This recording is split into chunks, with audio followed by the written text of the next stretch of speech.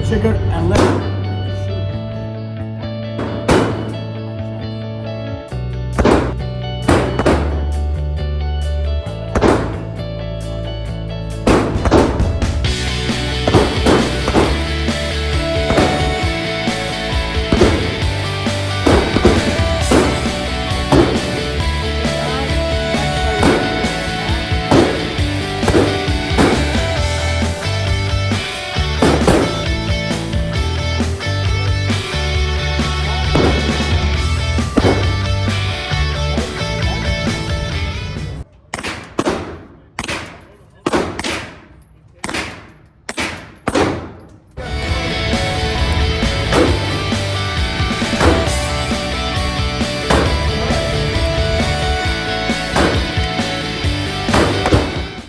Okay? Hold it tight to your shoulder.